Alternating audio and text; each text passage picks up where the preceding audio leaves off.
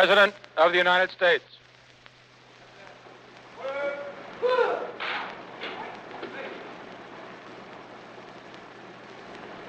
Admiral, Captain, gentlemen, I want to express on behalf of the members of the Congress, the ambassadors from many countries, on behalf of myself, and I think the people of the United States, great appreciation to you, both of your efforts today, your efforts on other days and nights, in spring and in winter and in summer.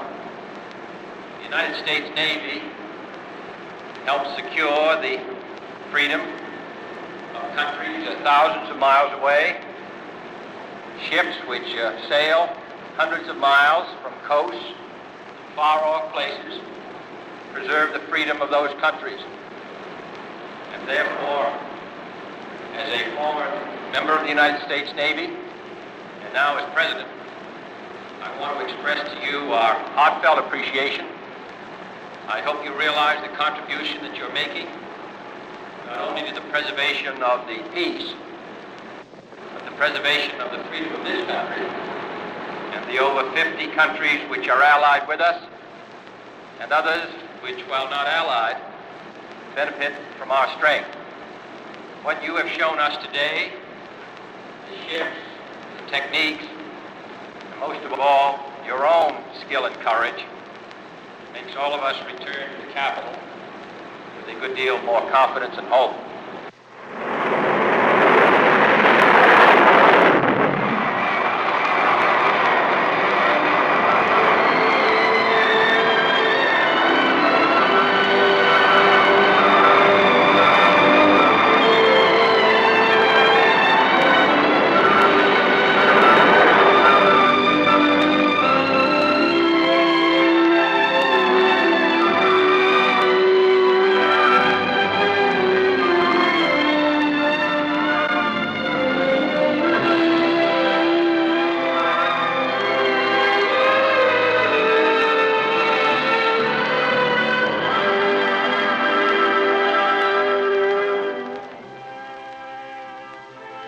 Navy lieutenant arrives at Oceana, Virginia to visit the Atlantic Fleet. Only now he comes not as a naval officer, but as the 35th President of the United States and Commander-in-Chief of the Armed Forces.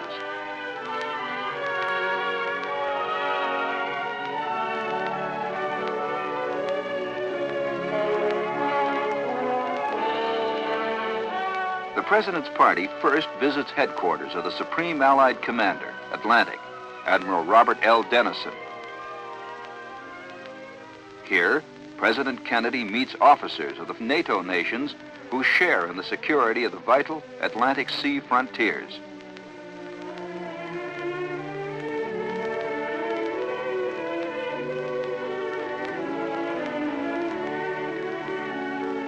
On this, his first official visit to the fleet, President Kennedy is accompanied by the Vice President, Lyndon Johnson.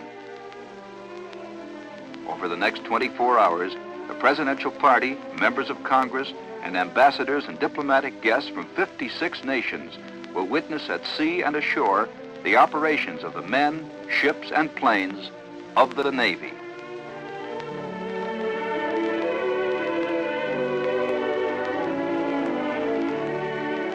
Nerve center of the Atlantic NATO Command is Operations Control Center.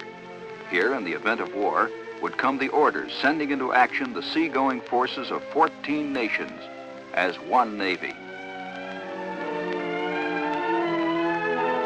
One such ship would be the Thomas A. Edison, newest of the Polaris submarines. In Norfolk, the Edison waits the President's arrival.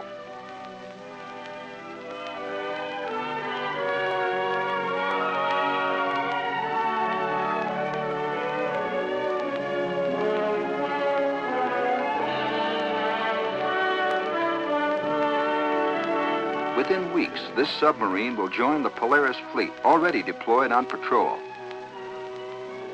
Armed with 16 Polaris missiles, she will add substantially to the free world's ability to deter war and prevent aggression.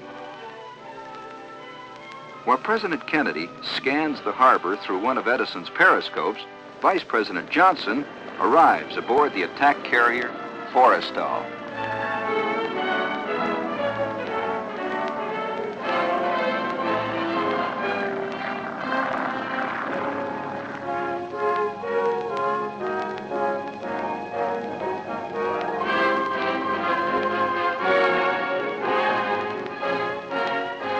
The cruiser Northampton, a flagship of the Atlantic Fleet, mans the rail for the Commander-in-Chief.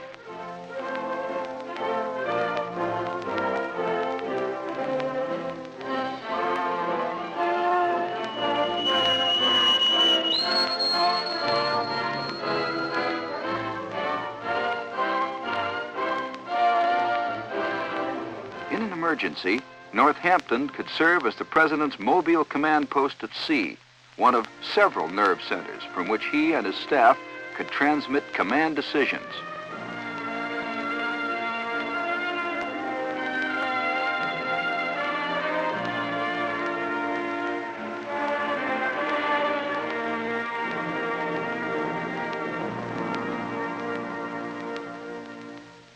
Third thing I would like to A briefing mention is in the ready room. it's good today. If for some reason we had to divert to the beach, there are plenty of alternate fields along the coast that you can get into. We're operating just south of Cherry Point here. We have a master jet base here, Cherry Point. Hunter Air Force Base here at Savannah has runways that can take the Vigilante. Are there any questions from anyone? Pilots and air crewmen have an opportunity to be ambassadors themselves. They've visited many nations, but seldom has there been the opportunity to reciprocate at sea.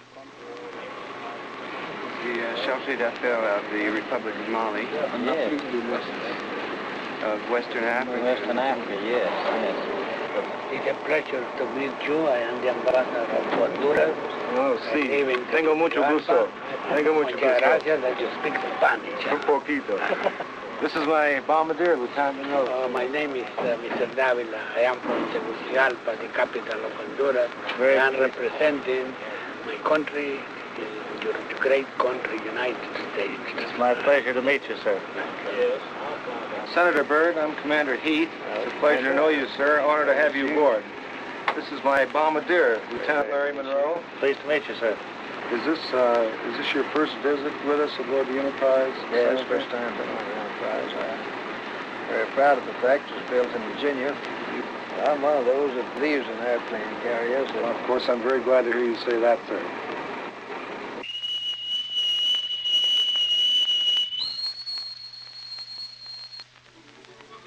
Breakfast, a good chance to meet constituents.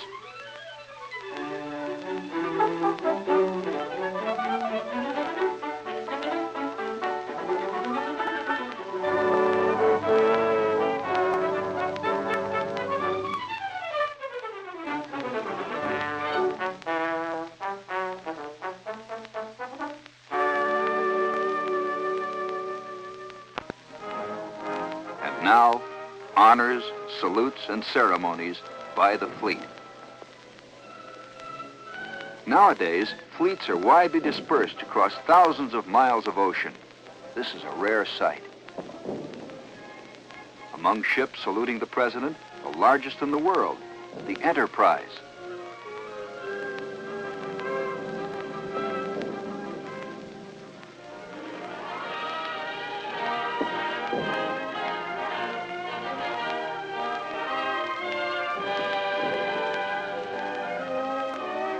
Small, sleek destroyers.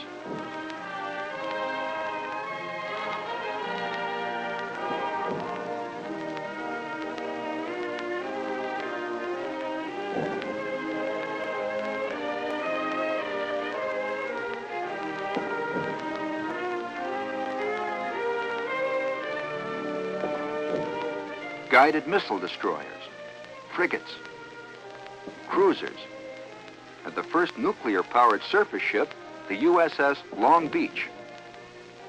Amphibious assault ships and their Marines. Proud, dedicated men, proud ships, an answer to the President's question.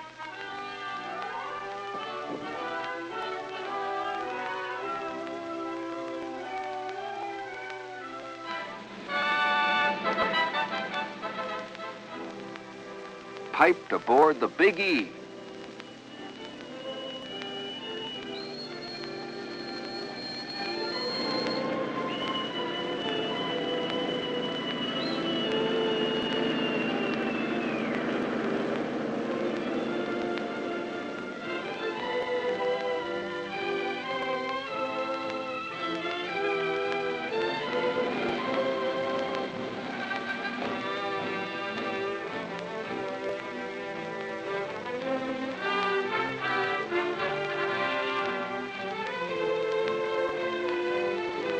Anti-submarine rockets are ready.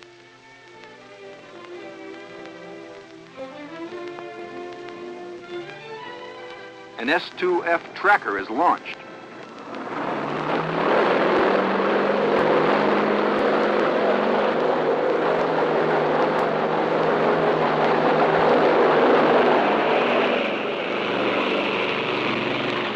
Carrier helicopters also play an important role on the sub-hunting team.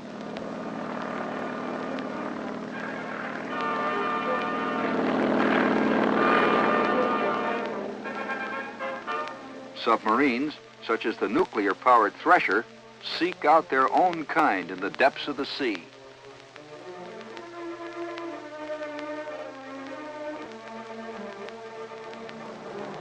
A land-based P-2V Neptune starts the show.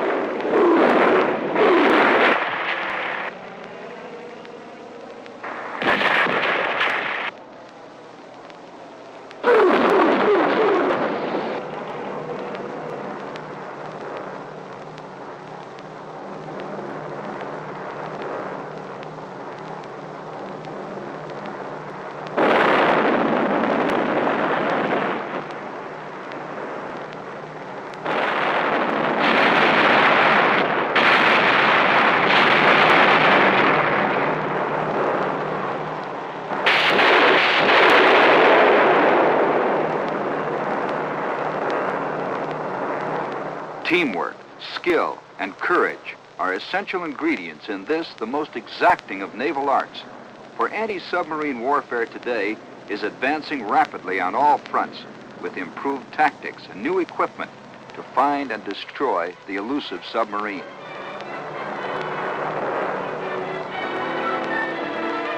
Typical of these weapons is ASROC, a sub-killing missile.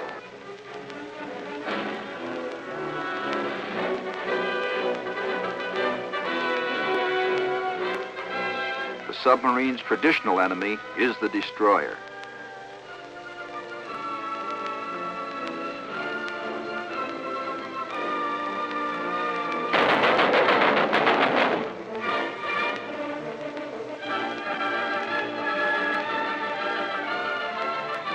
These high-speed sub-hunters remain one of the most effective challenges to submarines threatening our sea lines of communication.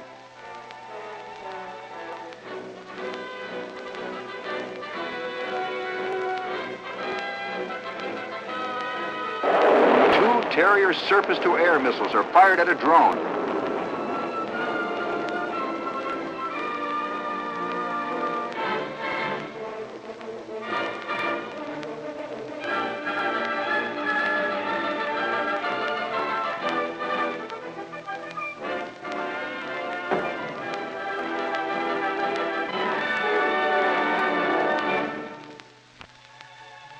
Enterprise and Forrestal now turn into the wind to launch aircraft. Each of these floating airfields has a sphere of influence many hundreds of miles in diameter. Spheres of influence which can be moved where needed, when needed.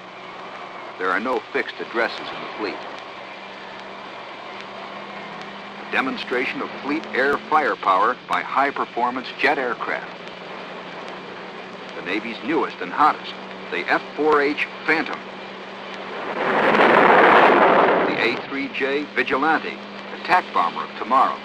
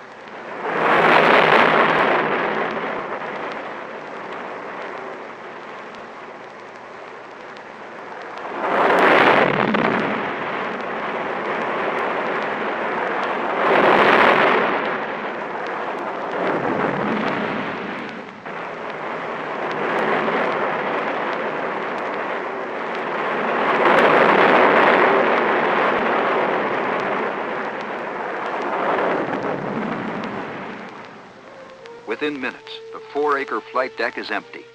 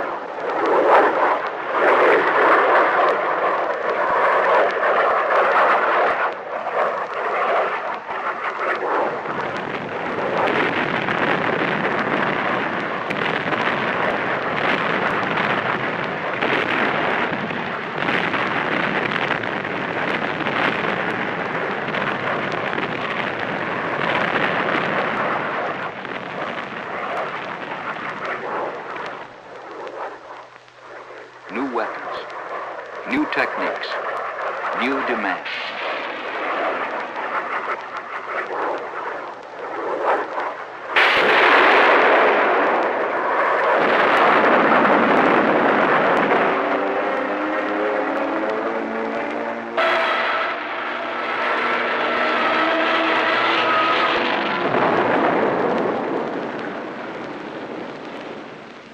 These planes are visible evidence of how carrier aircraft support directly amphibious forces over the beach or other combat troops farther inland.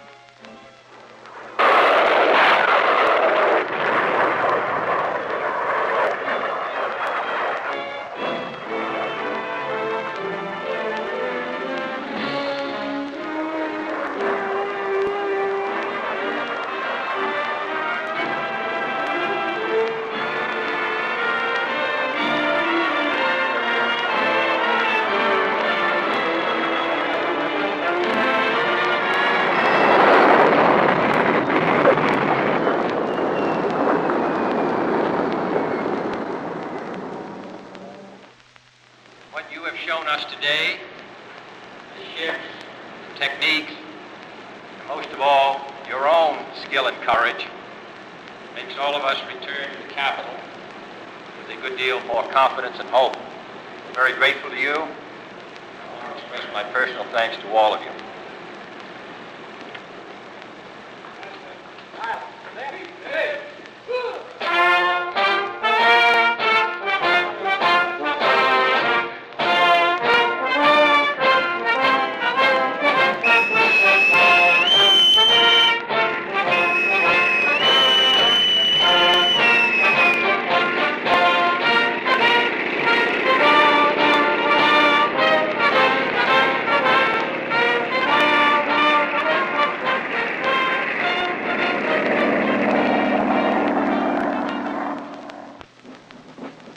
Camp Lejeune, North Carolina. Here, hard-hitting, battle-ready units armed with the latest weapons are prepared to go into combat at any level of the wide spectrum of nuclear or limited warfare.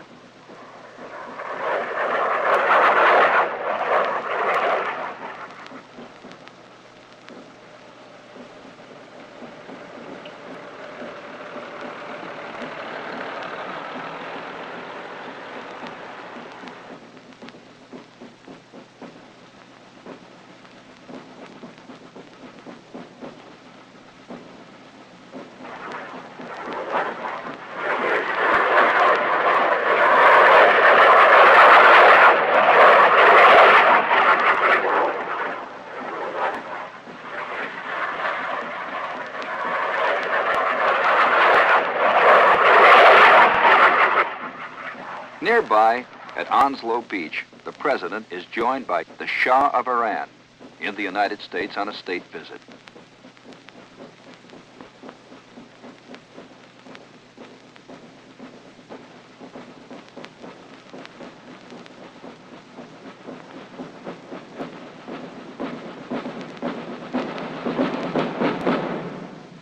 land the landing force.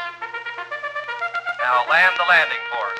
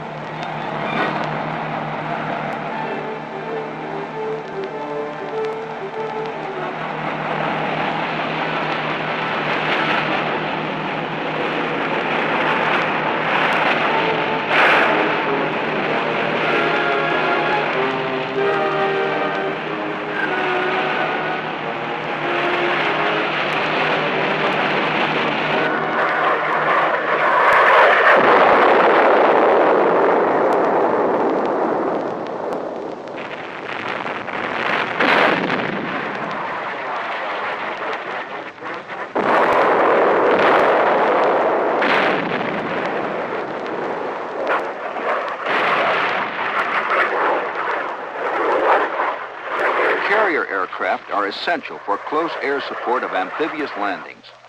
The planes you see here are manned by Marines.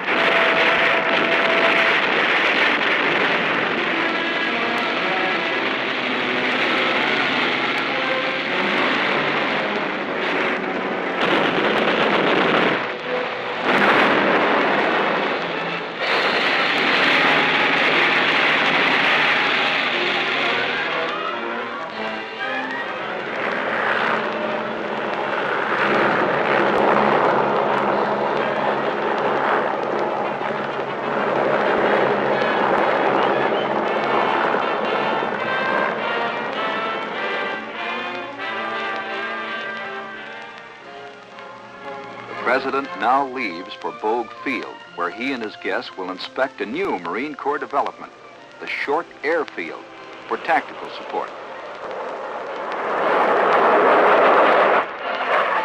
Equipment similar to carrier catapults and arresting gear is used to handle Marine aircraft engaged in support of the ground forces.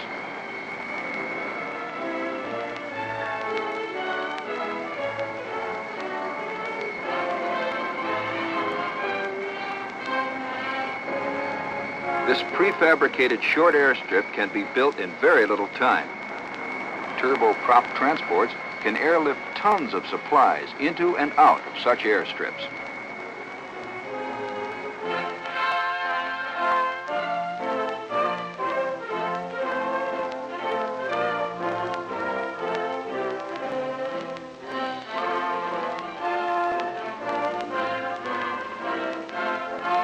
Thus, after participating in 24 hours of continuous fleet operations, President Kennedy leaves for Washington and the affairs of state.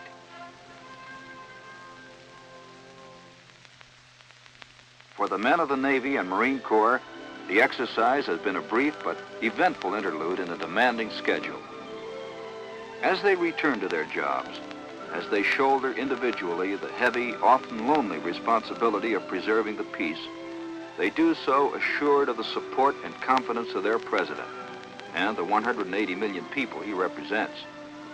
For it was John F. Kennedy who said on completing his review of the Navy Marine Corps team, "As we leave the fleet today, we are prouder than ever that we are citizens of the United States and supporters of these men who serve us so well."